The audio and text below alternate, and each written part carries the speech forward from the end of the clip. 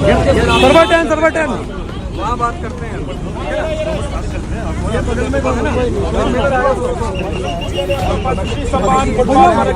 देखिए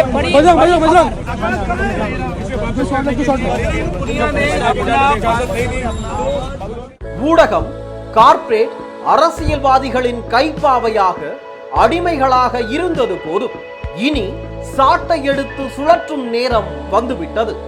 ஊடக சுதந்திரத்திற்காக உங்களின் பங்களிப்பை இன்றே அளித்திடுங்கள்.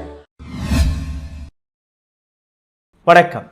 பார்லிமெண்ட்லிருந்து 141 எம்பிக்களை சஸ்பெண்ட் செய்து விட்டார்கள். ஆனால் அதே இடத்தில் அமரக்கூடிய ஒரு எம்பி பிரிஜ் பூஷன் சரண் சிங், ஒரு ரேபிஸ்ட், பாஸ்கோ ஆக்ட் இந்த நபர் மீது போடப்பட்டிருக்கிறது. இந்த நாட்டில் இருக்கக்கூடிய பெண் வீராங்கனைகள், ரெஸ்லர்ஸ்கள் இந்த நபருக்கு எதிராக போராடிய பின் கூட ஒரு எஃப்ஐஆரை கூட இந்த நாட்டு அரசாங்கம் அந்த நபர் மீது எழுதவில்லை. சுப்ரீம் கோர்ட் போனதற்கு பின் தான் அந்த எஃப்ஐஆரே எழுதப்பட்டது. 141 எம்பிக்களை சஸ்பெண்ட் செய்த இதே அரசாங்கம், இதே பார்லிமெண்ட் ஒரு ரேபிஸ்டை, ஒரு செக்ஷுவல் ஹராஸ்மெண்ட் குற்றவாளியை அழகு பார்த்து வருகிறது.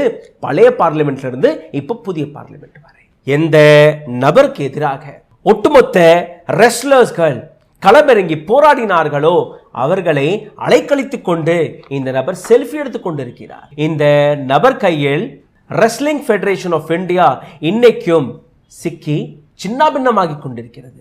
அங்க இருக்கக்கூடிய பெண்களை எந்த அளவில் இந்த நபர் செக்ஷுவல் ஹராஸ்மெண்ட் செய்தார் என்கிற பல்வேறு ஸ்டேட்மெண்ட்களை இதே பெண்கள் போலீசிடம், கோர்ட்டிடம் கொடுத்த பின் கூட இந்த நபரை யாருமே எதுவுமே செய்ய முடியும். பிரைம் மினிஸ்டர் மோடிக்காக ஒரு கடிதம் எழுதியிருக்கிறார் பஜ்ரங் புனியா. கடிதம் மட்டுமல்லாமல் இந்த நாட்டு அரசாங்கம் அவருக்கு கொடுத்த பத்மஸ்ரீயை தூக்கி வீசிவிட்டு வந்து விட்டார் பஜ்ரங் புனியா. முந்தா நேற்று சாக்ஷி மலிக் தான் கால்களில் போட்டு பிராக்டிஸ் செய்து கொண்டிருந்த அந்த ஷூவை டேபிளில் எடுத்து வைத்து இதற்கு மேல் இந்த விளையாட்டை, இந்த மல்யுத்தத்தை நான் தொடக்கூட மாட்டேன், இந்த விளையாட்டை நான் விளையாட மாட்டேன் என்று ரிட்டையர்மெண்ட் வாங்கி கண்ணீர் மல்க அந்த பெண் வெளியே போன காட்சிகளை நீங்க மறந்திருக்க மாட்டீர்கள். அடுத்த நாள் அவருடைய நண்பர், இந்த நாட்டு பெண்களுக்கு பாதுகாப்பு இல்லாத போது, இந்த நாட்டு பெண் வீரர்களுக்கு பாதுகாப்பு இல்லாத போது பத்மஸ்ரீ எனக்கு எதிர்மாத்திரம், எதற்காக இந்த பத்மஸ்ரீ என்று கூறியிருக்கிறார். இந்த கடிதத்தில் அவர் என்ன எழுதியிருக்கிறார் அதை பார்ப்பதற்கு முன்பு நேற்று எப்படி அந்த பத்மஸ்ரீயை பிரைம் மினிஸ்டர் ஆபீஸிற்கு வெளியே வைத்து திரும்பி இருக்கிறார் என்று அந்த வீடியோவை நீங்க பாருங்கள்.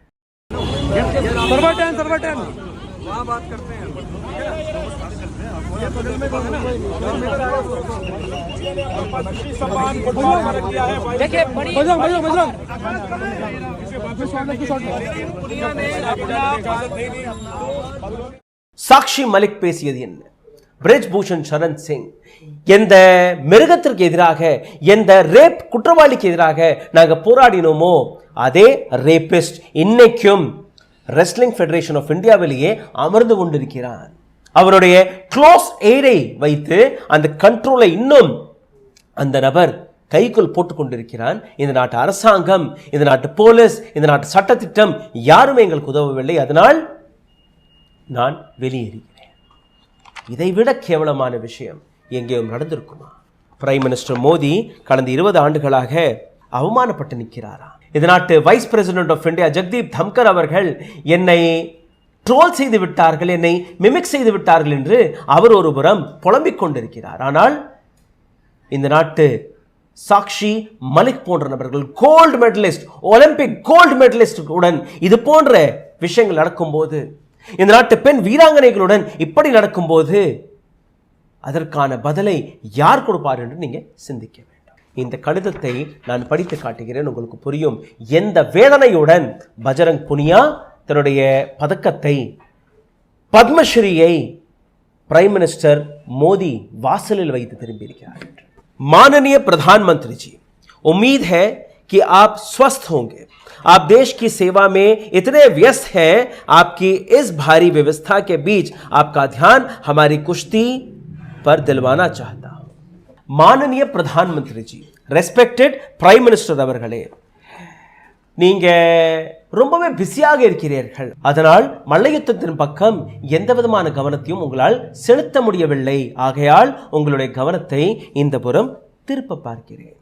आपको पता होगा कि इसी साल जनवरी के महीने में देश की महिला पहलवानों ने कुश्ती संघ पर कब्जाई ब्रजभूषण पर सेक्सुअल हैरासमेंट का गंभीर इल्जाम लगाए थे.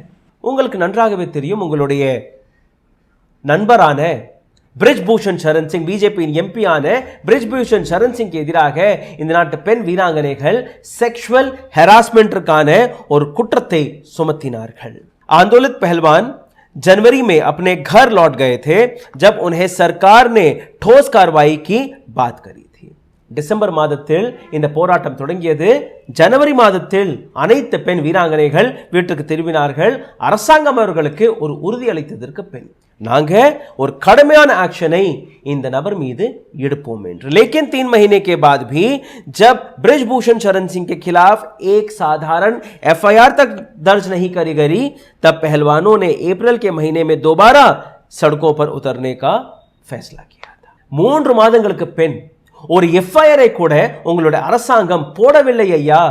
அதனால் ஏப்ரல் மாதத்தில் மீண்டும் ஒரு முறை இந்த நாட்டு விளையாட்டு வீரர்கள், மல்யுத்த வீராங்கனைகள் மீண்டும் ரோட்டில் இறங்கினார்கள், போராடினார்கள். दिल्ली पुलिस कम से कम ब्रिजभूषण शरण सिंह के खिलाफ एक एफआईआर तो दर्ज करे, लेकिन फिर भी बात नहीं बनी. டெல்லி போலீஸ் அட்லீஸ்ட் ஒரு எஃப்ஐஆர் ஆவது போட்டுவிடுங்கள் என்று கோரினோம், ஆனால் அதுவும் நடக்கவில்லை.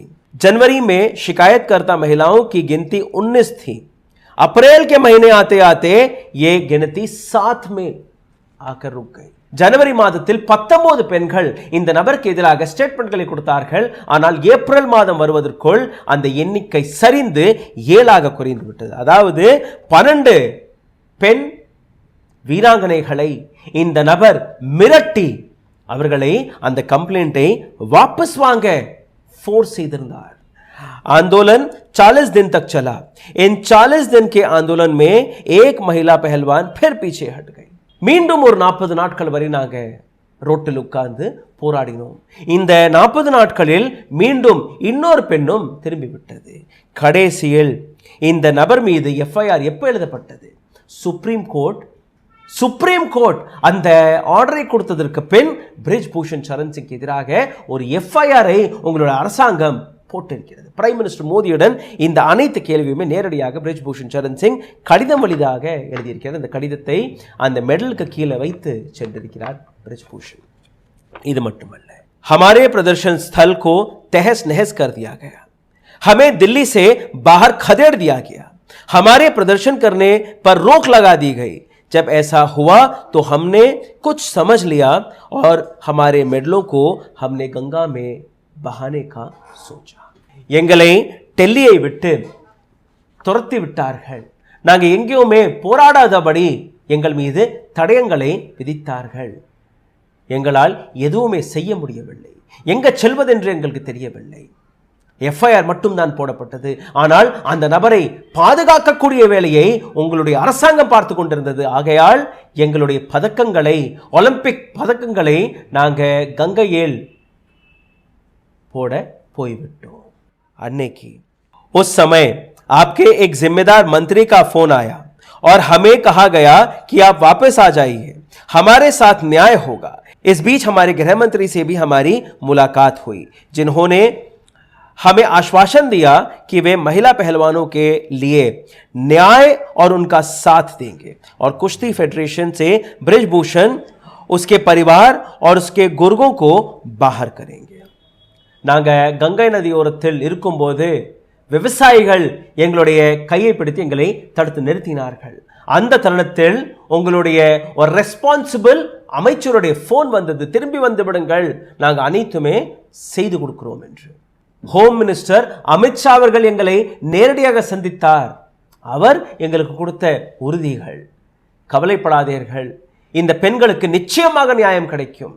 பிரிஜ்பூஷன் சரண் சிங்கை மட்டுமல்ல, அந்த நபருடைய ஒட்டுமொத்த குடும்பத்தை கூட ரெஸ்லிங் ஃபெடரேஷன் ஆஃப் இந்தியாவிற்கு அக்கம்பக்கத்தில் கூட அண்டவிட மாட்டேன் என்று அவர் உறுதி கூறினார். ஆனால் இன்னைக்கு அதுவும் நடக்கவில்லை. हमने उनकी बात मानकर सड़क से अपना आंदोलन समाप्त कर लिया. அவருடைய பேச்சை கேட்டு நாங்க எங்களுடைய போராட்டத்தை முடித்துக் கொண்டோம். நம்பினோம், உங்களை நம்பினோம், உங்களுடைய அரசாங்கத்தை நம்பினோம், உங்களுடைய होम मिनिस्टर अमित शाह அவர்கள் கூறிய அந்த வார்த்தையை நம்பினோம். लेकिन बीती 21 दिसंबर को हुए कुश्ती संघ के चुनाव में ब्रजभूषण एक बार दोबारा काबिज हो गया है.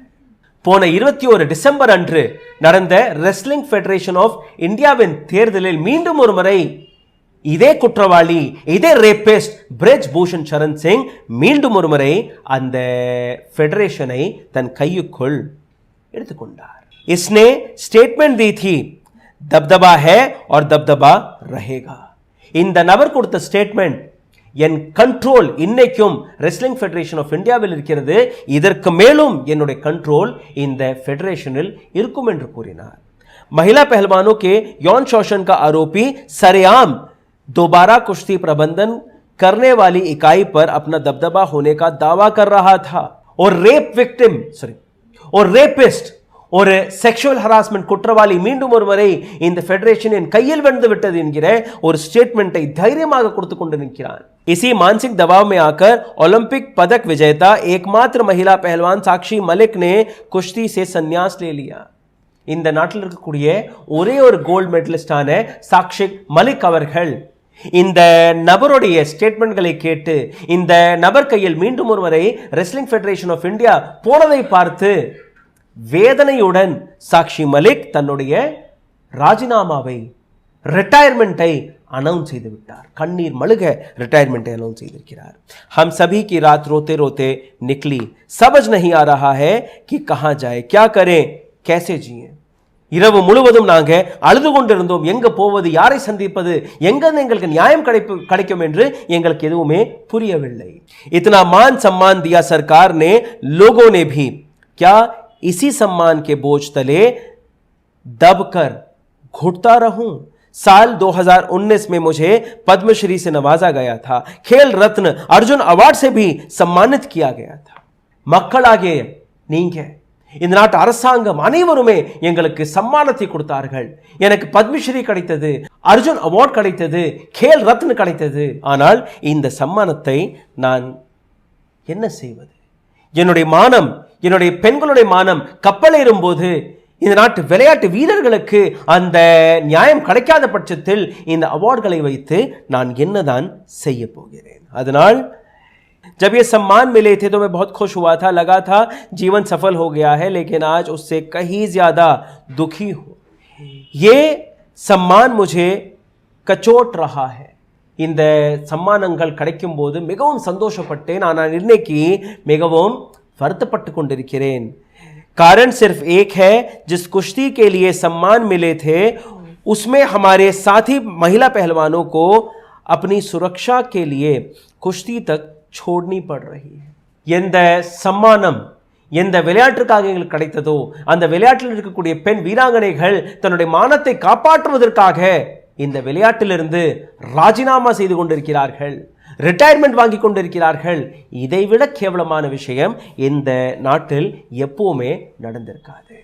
खेल हमारी महिला खिलाड़ियों का जीवन में जबरदस्त बदलाव लेके आए थे.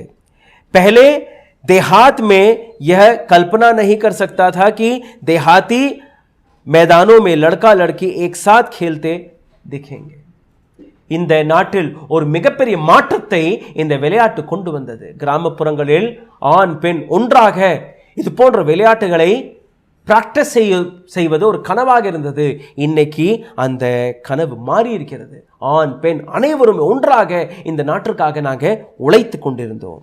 लेकिन पहली पीढ़ी की महिला खिलाड़ियों की हिम्मत के कारण ऐसा हो सका. இந்த நாட்டிற்கக்கூடிய பெண் வீராங்கனைகளால் இது சாத்தியமானது. हर गांव में आपको लड़कियां खेलती दिख जाएंगी और वे खेलने के लिए देश विदेश तक जा रही हैं. உங்களுக்கு ஒவ்வொரு கிராமத்திலும் இது போன்ற பெண் வீராங்கனைகளை பார்க்க முடியும். நாட்டில் மட்டுமல்ல வெளிநாடுகளில் போய் கூட இந்த நாட்டுடைய மானத்தை, இந்த நாட்டில் இருக்கக்கூடிய தன்மானத்தை பெருக்கிக் கொண்டிருக்கிறார்கள் இந்த பெண்கள். लेकिन जिनका दबदबा कायम हुआ है या रहेगा उनकी परछाई तक महिला खिलाड़ियों को डराती है. ஆனால் உங்களுடைய பிரிஜ்பூஷன் சரண் சிங் இந்த மிருகத்தோடைய இந்த ரேபிஸ்டோடைய நிழல் கூட இந்த நாட்டு பெண் வீராங்கனைகளை பயமுறுத்தி கொண்டிருக்கிறது. अब तो वो पूरी तरह दोबारा काबिज हो चुका है. மீண்டும் ஒரு முறை இந்த நபர் கையில் ரெஸ்லிங் ஃபெடரேஷன் ஆஃப் இந்தியா போய்விட்டது. जिन बेटियों को बेटी बचाओ बेटी पढ़ाओ की ब्रांड एम्बेसडर बनाना था उनको इस हाल में पहुंचा दिया. நீங்கள் தானே கூறுவீர்கள், பேட்டி பச்சாओ பேட்டி பढ़ाओ என்ற பெண்களை இதே புரோகிராமிற்காக பேட்டி பச்சாओ பேட்டி பढ़ाओடைய அந்த முகமாக ஃபேஸாக நீங்க எடுத்து வைத்திருக்க வேண்டுமோ, அந்த பெண்கள் இன்னைக்கு கண்ணீர் மல்க உங்களிடம் கோரிக்கைகளை எடுத்து வைத்த பின் கூட அதே மிருகத்தின் அதே ரேபிஸ்ட் கையில் இந்த பொறுப்பை மீண்டும் ஒரு முறை நீங்க ஒப்படைத்து விட்டீர்கள். हम सम्मानित पहलवान कुछ नहीं कर सके, महिला पहलवानों को अपमानित किए जाने के बाद में सम्मानित बनकर अपनी जिंदगी नहीं जी पाऊंगा. இந்த சம்மானத்தை வைத்து நான் என்ன செய்ய போகிறேன்? என்னுடைய சக விளையாட்டு வீராங்கனைகளை அவர்களுடைய மானத்தை கூட என்னால் காப்பாற்ற முடியவில்லை என்றால் இந்த பதக்கம் எனக்கு தேவை இல்லை. ऐसी जिंदगी कचौटेगी ताउम्र मुझे, इसलिए ये सम्मान मैं आपको लौटा रहा.